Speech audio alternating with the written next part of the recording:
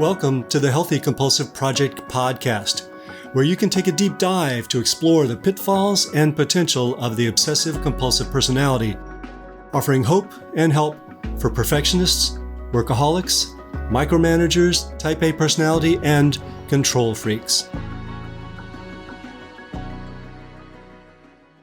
Hello, everyone. Gary Trosclair here, psychotherapist, Jungian psychoanalyst, and author of the Healthy Compulsive Project book, blog, and podcast. Ever wonder if you're being passive-aggressive? After hiding out in psychoanalysts' office for decades, the phrase passive-aggressive has entered mainstream parlance. But, true to form, it doesn't tell us a whole lot about itself. What it is exactly and what motivates it are not so well understood. In this episode, I'll zero in on a definition, sort out some related behaviors, and name the 4 types of withholding that are most often involved in passive-aggressive behavior. Join me as we learn how to spot the signs, understand hidden motives, and shift toward more conscious, assertive communication. This is episode 88 of the Healthy Compulsive Project podcast. Am I being passive-aggressive? How to know and what to do about it. How do we know when we're being passive-aggressive? Because we might see our behavior as justified, innocent, or even polite, we often aren't aware when we're doing it. After all, passive-aggressive behavior is defined by not doing something. But you might say, hey, I'm not doing anything. Yeah, and that's the problem. Whether we're aware of it or not, most of us try to punish others indirectly at times by withholding from them. Tuning into our motivation can help us to know whether we're appropriately protecting ourselves by setting boundaries, or whether we're actually trying to make others feel bad with passive-aggressive behavior. Passive-aggressive behavior is not doing what others want us to do in order to make them feel something bad, such as guilt, regret, abandonment, rejection, shame, or fear.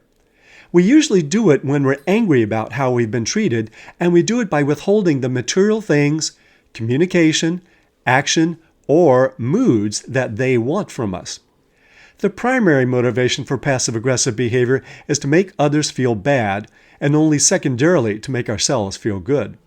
Not all passive behavior is passive-aggressive behavior. Some passive behavior just happens to not conform to what others want and is motivated primarily by what we want to feel rather than what we want others to feel. Bringing awareness to this distinction in motivation will help you to sort out the difference and live more consciously. Even passive behavior that is meant to, quote, teach someone something may still be passive-aggressive, because if it were just about teaching them, we'd talk to them directly. As I explored in my previous post, teaching is sometimes a justification for punishing others to make them feel bad. Before I go into examples, I want to acknowledge that this distinction between merely passive behavior and passive-aggressive behavior isn't always so simple. Sometimes we hold back out of a fear of conflict, a fear that if we're strong, assertive, or independent, we'll lose the approval of people that are important to us. For instance, Sheila might tell Sharon that she'll show up to help out at the fundraiser, but not actually get there. That might not be to make Sharon feel bad, but because she fears losing Sharon's friendship if she says no directly. And she's just too exhausted to go there on a Friday night after working 5 long days. So I would not call that passive-aggressive. But if Sheila's motivation not to go help out was that she wanted to get back at Sharon because Sharon's daughter hadn't invited her daughter to her birthday party last month, that would be passive-aggressive. So here are some questions to ask yourself to see if you're being passive-aggressive. 1.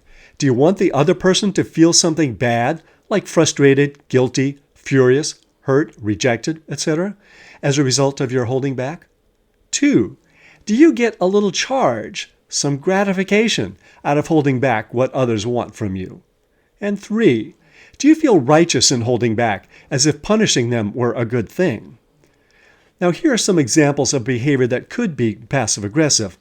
I'll describe the behavior and then the feeling that you might want the other person to have when you do that behavior. And here I will go through the 4 big categories of what people usually hold back. That could be material things, communication, actions, or mood. So first, we'll talk about withholding material things that people want from you. For instance, not paying debts, dues, or alimony. That can make the other person feel anxious, defeated, or angry. Or it could be losing, breaking, or not returning other people's things. Then you make them feel powerless. Or it could be not tipping or giving gifts that you otherwise would have given. That can make them feel regret, disrespected, or chastised. The next large category is withholding communication or information. It could be withholding affection, compliments, or reassurance. That leads to them feeling insecure or abandoned. It could be saying fine or whatever when you really mean the opposite, and that can make them feel defeated. It could be using sarcasm instead of being direct. That can make them feel blocked or defeated. It could mean agreeing to do something you don't really want to do and then not following through. That can make them feel regret that they've asked too much of you. And finally, in this category, it could mean speaking so softly that people have to strain to hear you, which could leave them feeling frustrated and exhausted. Then for this third overarching category is withholding actions that people want you to take. And I've got 11 of these. It could mean procrastinating on projects that the other person needs completed, which can make them feel dependent, blocked, or frustrated. It could mean not listening, which leaves them feeling disregarded. It could mean not returning emails, text, or telephone calls, which makes them feel that they must have done something wrong. It could mean withdrawing by walking away or disconnecting, which could make them feel guilt or regret for not appreciating you. It could mean not showing up or not following through, which might be intended to make them feel unimportant. It could mean not taking out the garbage, which leaves the other person feeling furious, alone, or ignored. It could mean not getting sober, which can leave the other person feeling hurt, punished, and powerless. It could mean not completing projects as well as you could, making the other person feel unimportant or that they don't matter. It could mean not arriving on time, which leaves them feeling disrespected, less than, or even foolish. It could mean not making decisions, which leaves the other person feeling powerless and frustrated. And finally, it can mean not sticking to the budget you agreed on, which leaves them feeling deprived and defeated. And the fourth category here is withholding a better mood when you know it affects others. I've got 4 examples here. It could mean sulking or pouting, which could leave them feeling guilty for not treating you better or being more concerned about you.